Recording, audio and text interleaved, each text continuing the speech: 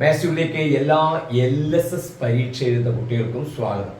LSS പരീക്ഷയ്ക്ക് വരുന്ന ഏറ്റവും പ്രധാനപ്പെട്ട 5 ചോദ്യങ്ങളാണ് നിങ്ങൾക്കിവിടെ സ്ക്രീനിൽ ആദ്യമായി കാണാൻ കഴിയുന്നത്. 5 ചോദ്യം നിങ്ങൾ കണ്ടു കഴിഞ്ഞാൽ സ്വയം തന്നെ ഓരോ ചോദ്യവും നോക്കിയിട്ട് അതിൻ്റെ ആൻസർ കണ്ടുപിടിക്കുക. അതിൽ എല്ലാ ചോദ്യത്തിൻ്റെയും ആൻസർ നിങ്ങൾ കിട്ടുകയാണ് എങ്കിൽ വീഡിയോ തുടർന്ന് കാണേണ്ടതില്ല. ഓക്കെ, ഇനി ഏതെങ്കിലും ഒരു ചോദ്യത്തിൻ്റെ ഉത്തരം നിങ്ങൾക്ക് കിട്ടുന്നില്ല എങ്കിൽ വീഡിയോ തുടർന്ന് കണ്ട് അതെങ്ങനെയാണ് ചെയ്യുക എന്ന് മനസ്സിലാക്കുക. ഇതിലൂടെ ഒരു കുട്ടിക്ക് അറിയാത്ത ചോദ്യങ്ങൾ ഏത് എന്നും അവ എങ്ങനെ കണ്ടുപിടിക്കാമെന്നും സ്വയം മനസ്സിലാക്കാൻ ഈ തരത്തിൽ വീഡിയോ അവതരിപ്പിക്കുന്നതിലൂടെ കഴിയുന്നു. അപ്പോൾ ഇങ്ങനെ ചെയ്യുമ്പോൾ കുട്ടികൾ ശ്രദ്ധിക്കേണ്ട കാര്യം, എല്ലാ ചോദ്യങ്ങളും വീഡിയോ പോസ് ചെയ്തിട്ട് ചെയ്തു നോക്കണം. ഓക്കെ. ഈ ചാനൽ ആദ്യമായി കാണുന്നവർ സബ്സ്ക്രൈബ് ചെയ്ത് ബെല്ലൈക്കൺ എനേബിൾ ചെയ്യുക. കാരണം ഇത് സീരീസിലെ ഫസ്റ്റ് സീരീസ് ആണ്. ഇനി എല്ലാ ദിവസങ്ങളിലും LSSന്റെ ചോദ്യങ്ങൾ വീഡിയോ മാത്സ്യൂൾ അപ്ലോഡ് ചെയ്യും. അപ്പോൾ നോട്ടിഫിക്കേഷൻ ലഭിക്കുന്ന കുട്ടികൾക്ക്, സബ്സ്ക്രൈബ് ചെയ്ത കുട്ടികൾക്ക് നോട്ടിഫിക്കേഷൻ ലഭിക്കും. അപ്പോൾ നിങ്ങളുടെ മൊബൈലിലേക്ക് തന്നെ അതിൻ്റെ മെസ്സേജ് വരും. അപ്പോൾ നിങ്ങൾക്ക് ഓരോ ക്ലാസ്സും കാണാൻ കഴിയും.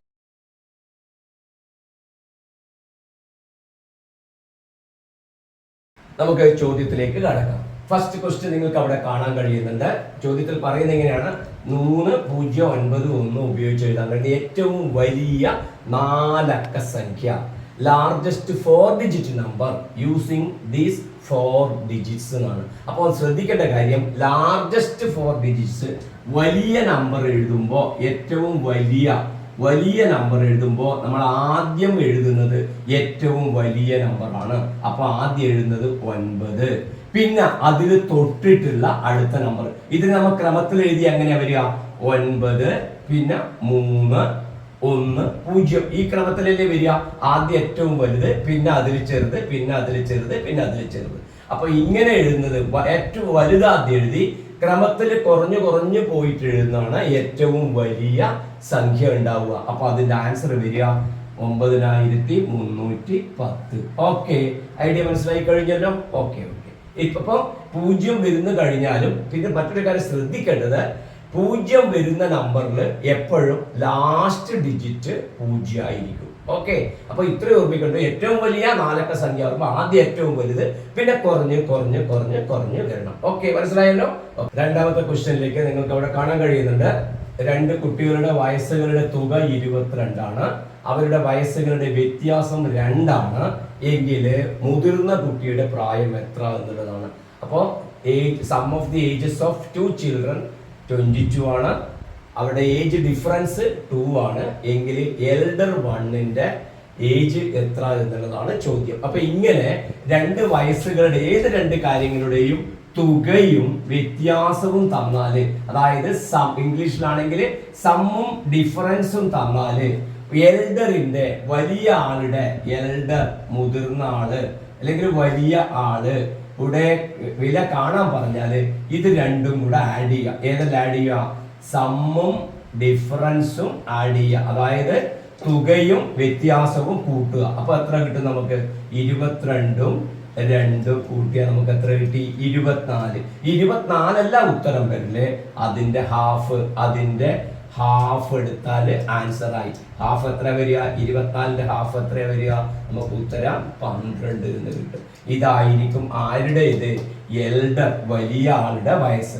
ഇനി ചെറിയ ആളുടെ വയസ്സാണെങ്കിൽ അപ്പോൾ ഇവിടെ ആൻസർ വരുന്നത് നിങ്ങൾക്ക് അവിടെ സ്ക്രീനിൽ കാണാൻ കഴിയും, 12 ആണ് അതിന്റെ ആൻസർ വരിക. ഇനി ചെറിയ ആളുടെ വയസ്സാണ് കാണാൻ പറഞ്ഞതെങ്കിൽ അതും ഇതിൽ നിന്ന് ഈസി ആയി ചെയ്യാം. നേരത്തെ രണ്ടും കൂടെ നമ്മൾ കൂട്ടിയെങ്കിൽ, ആഡ് ചെയ്തു എങ്കിൽ അവിടെ എന്താ ചെയ്യേണ്ടത്? ഒരു വിലയിൽ നിന്ന് മറ്റൊരു വില കുറക്കണം. അപ്പൊ അവിടെ വരിക സം, മലയാളത്തിൽ തുക, മൈനസ് ഡിഫറൻസ്. അവരുടെ വ്യത്യാസം എത്ര? വ്യത്യാസം അതാ വരിക. അതായത് സമ്മിന്ന് ഡിഫറൻസ് കൊടുക്കുക, തുകയിൽ നിന്ന് വ്യത്യാസം കുറക്കുക. അപ്പൊ നമുക്ക് എത്ര കിട്ടും? 22ന്ന് 2 കുറക്കുക, നമുക്ക് 20 കിട്ടും. ആ 20ന്റെ പകുതി എടുക്കണം, അത് ശ്രദ്ധിക്കണേ. അത് കൂട്ടിയോ കുറയ്ക്കുകയോ ചെയ്താലും അതിന്റെ പകുതി നമുക്ക് എത്ര കിട്ടും? 10. അപ്പൊ 10 ആയിരിക്കും എന്ത് വരിക? ചെറിയ ആളുടെ വില വരിക. അപ്പോൾ ചെറിയ ആളുടേത് മാത്രമാണ് ചോദിക്കുന്നെങ്കിൽ മാത്രം ഇങ്ങനെ ചെയ്താൽ മതി. അല്ലാതെ വലിയ ആളുടെയും ചെറിയ ആളുടെയും ചോദിക്കുന്നുണ്ടെങ്കിൽ വലിയ ആളുടെ നമുക്ക് 12 കിട്ടി, അപ്പൊ ചെറിയ ആളുടെ എത്രയായിരിക്കും? 12 2 കുറച്ചാൽ 10 കിട്ടും. ഓക്കെ, ചെറിയ ആളുടെ മാത്രം ചോദ്യം വന്നാൽ മാത്രമേ എന്ത് കണ്ടുപിടിക്കേണ്ട ആവശ്യമുള്ളൂ? തുകയും വ്യത്യാസവും തമ്മിലുള്ള ഡിഫറൻസ്, വ്യത്യാസം കാണാം. എന്നിട്ട് അതിന്റെ പകുതി എടുക്കുക. രണ്ടെണ്ണം ചെയ്യുമ്പോഴും കൂട്ടുമ്പോഴും പകുതി എടുക്കണം, കുറക്കുമ്പോഴും പകുതി എടുക്കണം. ഓക്കെ, ഐഡിയ മനസ്സിലായല്ലോ? മൂന്നാമത്തെ ക്വസ്റ്റ്യൻ നിങ്ങൾക്ക് അവിടെ കാണാൻ പറ്റും. രണ്ടക്ക സംഖ്യയിൽ 2 അക്കവും തുല്യമായിട്ടുള്ള ഈക്വൽ ആയിട്ടുള്ള ഡിജിറ്റ്സ് വരുന്ന, സെയിം ഡിജിറ്റ്സ് വരുന്ന എത്ര 2 ഡിജിറ്റ്സ് നമ്പർ ഉണ്ട്, എത്ര രണ്ടക്ക സംഖ്യകളുണ്ട് എന്നാണ്. അപ്പൊ രണ്ടെണ്ണം ഒരേപോലെ വരണം. അപ്പോൾ ഏതെല്ലാം വരിക അത് നിങ്ങൾക്ക് മനസ്സിലാവും. 11, പിന്നെ 22, 33, 44, 55 ഇങ്ങനെ പോയി പോയി പോയി പോയി അവസാനം വരും. അല്ലെങ്കിൽ എഴുതുന്നുണ്ടെങ്കിൽ 66, 77, 88, 99 ഇതിലെല്ലാം എന്ത് വരുന്നുണ്ട്? ഒരേ അക്കം തന്നെ ആവർത്തിച്ച് വരുന്നുണ്ട്. അപ്പൊ എത്ര വരുന്നു നോക്കിയാൽ 11 മുതൽ എത്ര 99 വരെ, 1 മുതൽ 9 വരെ എത്ര വരും? 9. അപ്പൊ അതിന്റെ ആൻസർ വരില്ലേ 9 എണ്ണം. അതൊന്ന് ഓർമ്മിച്ച് വെക്കണം. ഇവിടെ എല്ലാം എഴുതേണ്ട ആവശ്യമില്ല. എന്തുകൊണ്ട്? 11, 22, 33 പറയുമ്പോൾ തന്നെ നിങ്ങൾക്കറിയാം ലാസ്റ്റ് വരുന്നത് 99 ആണ്. അപ്പൊ 1 മുതൽ 9 വരെയുള്ള വരുന്നത്. അപ്പൊ എത്ര ഉണ്ടാവും? 9 എണ്ണം ഉണ്ടാവും. അങ്ങനെയും മനസ്സിലാക്കാൻ ശ്രമിക്കുക. മുഴുവൻ എഴുതാതെയും മനസ്സിലാക്കാൻ ശ്രമിക്കുക. അങ്ങനെ കിട്ടുന്നില്ലെങ്കിൽ മാത്രം എഴുതി ചെയ്യുക. ഇനി നാലാമത്തെ ക്വസ്റ്റ്യൻ കണ്ടോ. ഒരു സംഖ്യയുടെ, നിങ്ങൾക്ക് അവിടെ കാണാം, ഒരു സംഖ്യയുടെ 1/3 ഭാഗം 1/3 5 ആണ്, 5 ആണ് എങ്കിൽ സംഖ്യ ഏത് എന്നാണ് ചോദിച്ചത്. സംഖ്യയുടെ 1/3 ഭാഗമാണ് 5 വരുന്നത്. നോക്കാം, സംഖ്യയെ ഞാൻ എന്ത് ചെയ്യുന്നു? ഇത് ഒരു ഞാൻ നിങ്ങൾക്ക് അറിയാൻ വേണ്ടിട്ട് എഴുതുകയാണ്. ഇതൊരു സംഖ്യ എന്ന് വിചാരിക്കാം. ആ സംഖ്യയുടെ 1/3 ഭാഗമാണ് പറഞ്ഞത്. നോക്കിയാൽ ഈ സംഖ്യയുടെ 1/3 ഭാഗം ഏതാ വരിക? ഇത് നമുക്ക് എത്ര തന്നിട്ടുണ്ട്? നമുക്ക് 5 തന്നിട്ടുണ്ട്. ഇത് ഫുൾ സംഖ്യ എന്ന് വിചാരിക്കുക. അതിന്റെ 1/3 ഭാഗം എത്ര? 5. അപ്പൊ ഫുൾ സംഖ്യ എത്ര വരുന്നതാണ് ചോദ്യം. അപ്പൊ ഇത് 5 ആണെങ്കിൽ ഇതും 5 ആയിരിക്കും, ഇതും 5 ആയിരിക്കും. അപ്പൊ സംഖ്യ എത്രയായിരിക്കും? 5, 5, 10, 5. ആൻസർ നമുക്ക് കിട്ടും സംഖ്യ 15 എന്ന് കിട്ടും. 3, 5, 15 കിട്ടും. അപ്പൊ 3, 5 ആണ് വരിക അല്ലെ. 1/3 ഭാഗം, ചോദ്യം ഇങ്ങനെയായിരുന്നു, 1/3 ഭാഗം എത്രയാണ്? 1/3 ഓഫ് എ നമ്പർ ഈസ് 5. അപ്പൊ നമ്പർ കണ്ടുപിടിക്കാൻ പറഞ്ഞാല് ഇവിടെ 1/3 ഭാഗം ആയതുകൊണ്ട് ആൻസർ കണ്ടുപിടിക്കാൻ പറഞ്ഞാൽ എന്ത് ചെയ്താൽ മതി? ഈ 5നെ എത്ര കൊണ്ട് മൾട്ടിപ്ലൈ ചെയ്താൽ മതി? 1/3 എന്ന് പറഞ്ഞുകൊണ്ട് അതേപോലെ 3 ഉണ്ടാവും. അപ്പൊ 3 കൊണ്ട് മൾട്ടിപ്ലൈ ചെയ്താൽ മതി. അങ്ങനെയാണെങ്കിൽ ഒരു നമ്പറിന്റെ 1/4 ആണ് 5 എന്ന് വിചാരിച്ചോ, എങ്കിൽ നമ്പർ എത്ര ഉണ്ടാവും? നമ്പർ കിട്ടാൻ 5നെ ഈ 4 കൊണ്ട് മൾട്ടിപ്ലൈ ചെയ്യണം. ഇപ്പൊ ഐഡിയ മനസ്സിലായല്ലോ?